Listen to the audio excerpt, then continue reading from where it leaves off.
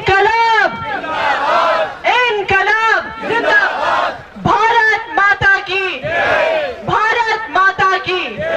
क्या ये संघर्ष आपने चलाया है वो पूरी दुनिया के सामने उदाहरण है। जो लोग पानी में खड़े हैं सत्याग्रह में, उसके साथ गांव के सारे लोग जो खड़े हैं। आज के दिन पूरे देश में किसान लड़ रहा है। आज के दिन पूरे देश में किसान की लड़ाई लड़ी जा रही है। वो सिंगूर से शुरू होती है, वो पूरे दिल्ली से बंबई से बन रहे हाईवे में होती है, चेन्नई में ये लड़ाई है, मध्य प्रदेश में ये लड़ाई है। आप लोग इस लड़ाई में अकेले नहीं हैं। ये लड़ाई सिर्फ 5 गांव की लड़ाई नहीं है। ये लड़ाई सिर्फ नर्मदा घाटी की भी लड़ाई नहीं है। ये लड़ाई देश भर के सारे किसानों की लड़ाई है। ये लड़ाई ऐसे किसान की है जिसकी कोई कीमत नहीं समझती है सरकार। ये लड़ाई ऐसे किसान की है जिसको सरकार को लगता है कि इसे यहाँ से उठा के फेंक दिया, इसको बेघर कर दिया तो इसकी कोई कीमत नहीं है। ये लड़ाई ऐसे किसान की है जो रोज रोज आत्महत्या करता है तो कोई सुनने भी नहीं आता। ये लड़ाई ऐसे किसान की है जिसकी फसल जब बर्बाद होती है तो सरकार 200 रुपए मुआवजा देती है।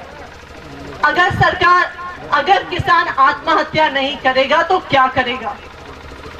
पिछले 32 दिन से घोघल गांव के किसानों ने यहाँ पर पानी में खड़े होकर दिखाया है कि हम सरकार का सामना कर सकते हैं। जिस दिन यहाँ पर किसान सत्याग्रह में बैठे थे तो गैर कानूनी, गैर मानवीय तरीके से सरकार ने बांध का पानी बढ़ाया था। 189 से 191 तक ओमकारेश्वर बांध का पानी बढ़ाया। सबको पता है कि उस दिन पुलिस भी खड़ी थी, जेसीबी भी खड़े थे। सरकार ने तो मन बना लिया था कि यहाँ से पानी भरेंगे और वहां से गांव को तोड़ना शुरू करेंगे। आज तक इन किसानों को मुआवजा नहीं मिला। लोगों ने अपना मुआवजा वापस कर दिया, लेकिन फिर भी सरकार पानी भरने को तैयार थी, गांव के घर गिराने को तैयार थी, क्योंकि इन किसानों ने सरकार को टक्कर दी है। आज सरकार को देखिए डर लग रहा है। पिछले 5 दिन से रोज पुलिस को भेजते हैं, लेकिन पुलिस यहाँ के किसानों को कुछ नहीं कर पाती। पुलिस के सामने गांव की सारी महिलाएं डट के खड़ी हो जाती हैं। पुलिस के सामने गांव का हर किसान खड़ा हो जाता है। पूरे इस इलाके में एक ही आवाज गूंजती है कि लड़ेंगे और जीतेंगे। पुलिस को लगता है कि पुलिस आएगी तो लोगों की संख्या कम हो जाएगी।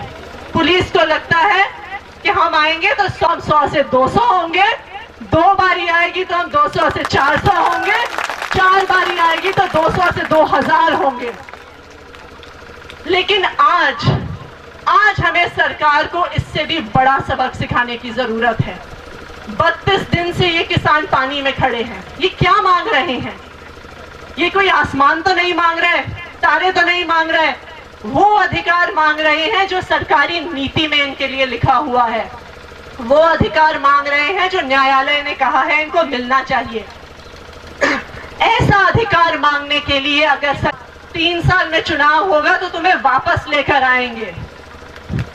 आज के दिन जो सारे किसान हैं उनको ये संकल्प लेना पड़ेगा कि हम सबको मिलकर इस असंवेदनशील सरकार को, इस घमंडी सरकार को, इस अहंकारी सरकार को मिलकर के इसका सामना करना पड़ेगा।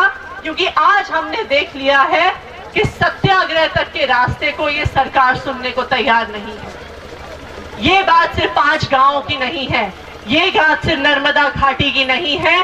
पूरे देश के किसानों को, पूरे प्रदेश के किसानों को इकट्ठा होना पड़ेगा। ये सिर्फ 5 गांव की लड़ाई नहीं है, ये पूरे प्रदेश के किसान की लड़ाई है।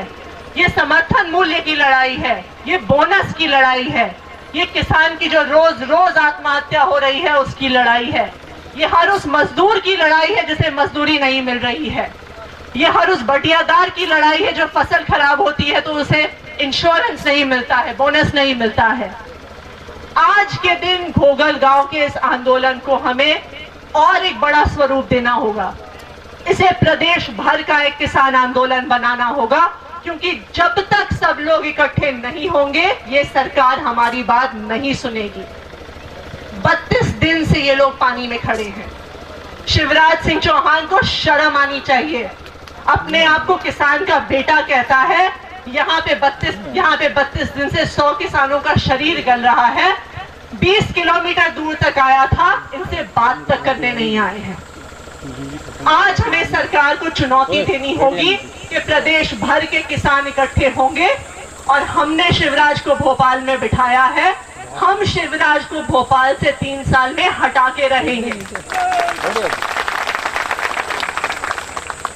लेकिन मैं आज जो हमारे साथी पिछले 32 दिन से पानी में है, मैं पूरे देश की तरफ से इनसे अपील करना चाहूंगी कि अब पानी से बाहर आने का समय आ गया है। समय इसलिए आ गया है क्योंकि हमने देख लिया है कि ये अहंकारी सरकार, असंवेदनशील सरकार किसान की बात नहीं सुन रही है। अब इस लड़ाई को खोगर गांव से बाहर ले जाकर भोपाल तक पहुंचाना है, दिल्ली तक पहुंचाना है। जो संघर्ष खोगर गांव से शुरू हुआ है, इसकी आवाज पूरे देश भर में गूंज रही है और इस आवाज को हमें पूरे देश भर में लेकर जाना है और इसका नेतृत्व इन सब साथियों को करना पड़ेगा क्योंकि ये संघर्ष इन्होंने शुरू किया है। तो पूरे देश भर की तरफ से मैं इन सब किसानों से, सब साथियों से अपील करना चाहूंगी कि आज इस 32वें दिन पे जल सत्याग्रह को स्थगित करें और यहां से एक व्यापक लड़ाई, जो किसान की लड़ाई है, जो मजदूर की लड़ाई है, उसको आगे बढ़ाएं।